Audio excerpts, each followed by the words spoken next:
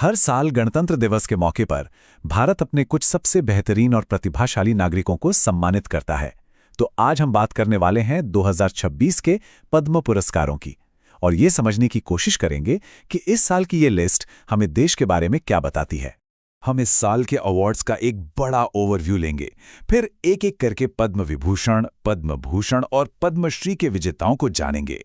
इसके बाद हम कुछ दिलचस्प आंकड़ों पर भी नजर डालेंगे और ये समझेंगे कि ये सम्मान भारत की कहानी के लिए क्या मायने रखते हैं। तो जैसा कि हर साल होता है, गणतंत्र दिवस से ठीक पहले पद्म पुरस्कारों की घोषणा हो चुकी है।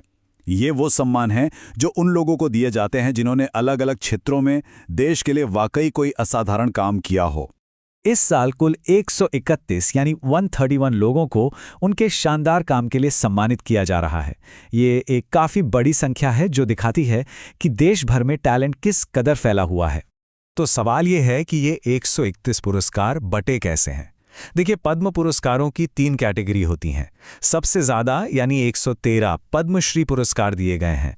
उसके बाद आते हैं 13 पद्म भूषण और सबसे ऊपर शिखर पर हैं 5 पद्म विभूषण पुरस्कार। चलिए अब शुरू करते हैं सबसे बड़े और प्रतिष्ठित सम्मान पद्म विभूषण से। ये सम्मान असाधारण और विशिष्ट सेवा के लिए दिया जाता है और ये भारत का दूसरा सबसे बड़ा नागरिक सम्मान है। इस साल 5 बड़ी हस्तियों को ये सर्वोच्च सम्मान दिया जा रहा है और एक खास बात यह है कि इनमें से 3 सम्मान मरणोपरांत हैं। दिग्गज अभिनेता श्री धर्मेंद्र सिंह देओल, केरल के पूर्व मुख्यमंत्री श्री वीएस अच्युतानंदन और झारखंड के पूर्व मुख्यमंत्री श्री शिबू सोरेन। इनके अलावा कला के क्षेत्र में सुश्री एन राजम और सार्वजनिक मामलों में श्री केटी थॉमस को भी सम्मानित किया गया है। इसके बाद आता है पद्म भूषण, जो उच्च क्रम की विशिष्ट सेवा के लिए दिया जाता है। इस साल 13 लोगों को इस प्रतिष्ठित सम्मान के लिए चुना गया है। और ये लिस्ट देखिए, इसमें भारत के टैलेंट की पूरी झलक मिलती है। एक तरफ मशहूर गायिका सुश्री अलका याग्निक हैं, तो दूसरी तरफ बैंकिंग की दुनिया के दिग्गज श्री उदय कोटक और टेनिस के महान खिलाड़ी श्री विजय अमृतराज जैसे नाम शामिल हैं। मतलब कला से लेकर व्यापार और खेल तक हर योगदान को सराहा गया है। अब आते हैं उस कैटेगरी पर जिसमें सबसे ज्यादा नाम है, पद्मश्री। ये सम्मान किसी भी क्षेत्र में की गई विशिष्ट सेवा के लिए दिया जाता है। इसमें अक्सर जमीनी स्तर पर काम करने वाले हीरोज से लेकर जाने पहचाने चेहरे भी शामिल होते हैं।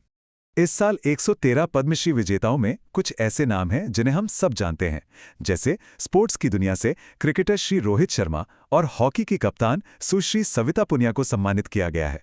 वहीं कला के क्षेत्र में जाने माने अभिनेता श्री ममूटी को ये सम्मान मिला है। ये दिखाता है कि ये पुरस्कार पॉपुलर कल्चर से लेकर मेडिसिन तक हर फील्ड में उत्कृष्टता का सम्मान करता है। अच्छा, जब हमने कुछ बड़े नामों की बात कर ली है, तो चलिए थोड़ा पीछे हटते हैं और देखते हैं कि इस साल की लिस्ट के जो ओवरऑल आंकड़े हैं वो हमें क्या बताते हैं, क्योंकि कभी-कभी नंबर्स में भी एक गहरी कहानी छिपी होती है। तो सबसे बड़ा सवाल यही है, इस साल के पुरस्कारों के बंटवारे से क्या ट्रेंड्स निकलकर सामने आ रहे हैं। चलिए आंकड़ों पर एक नजर डालते हैं। अगर हम राज्यों के हिसाब से देखें तो महाराष्ट्र 15 पुरस्कारों के साथ सबसे आगे है। उसके ठीक पीछे तमिलनाडु है 13 के साथ और फिर उत्तर प्रदेश 12 पुरस्कारों के साथ। तो ये दिखाता है कि इन सम्मानों का भौगोलिक फैलाव कैसा रहा है। लेकिन यहाँ एक बहुत दिलचस्प बात है, मतलब महाराष्ट्र के पास टोटल अवार्ड्स तो सबसे ज्यादा हैं, पर जो सबसे बड़ी कैटेगरी है पद्म विभूषण, उसमें केरल बाजी मार गया है। 5 में से 3 पद्म विभूषण विजेता केरल से हैं। ये एक छोटी लेकिन बहुत जरूरी डिटेल है जो इस साल की लिस्ट को खास बनाती है। लिस्ट की कुछ और खास बातें देखें तो इस साल 19 महिलाओं को सम्मानित किया गया है और 16 पुरस्कार मरणोपरांत दिए गए हैं। और तो और 6 विदेशी नागरिक या एनआरआई भी इस लिस्ट में शामिल हैं, जिनमें से 3 अमेरिका से हैं, जो भारत के ग्लोबल प्रभाव को भी दिखाता है। तो इन सारे नामों और आंकड़ों का आखिर मतलब क्या है? देखिए, पद्म पुरस्कार सिर्फ व्यक्तिगत उपलब्धियों को सम्मानित करने के लिए नहीं होते। ये एक तरह से हमारे देश के मूल्यों का आईना है। तो अंत में ये पुरस्कार भारत के बारे में कौन सी कहानी कहते हैं? ये सिर्फ नामों की एक लिस्ट नहीं है। ये बताती है कि भारत अपनी कला, खेल, व्यापार और समाज सेवा को कितना महत्व देता है।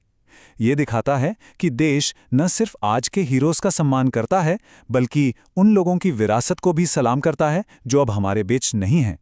तो सवाल ये है कि जब हम इन विजेताओं को देखते हैं तो हम भविष्य के भारत के लिए किन मूल्यों को सबसे महत्वपूर्ण मानते हैं।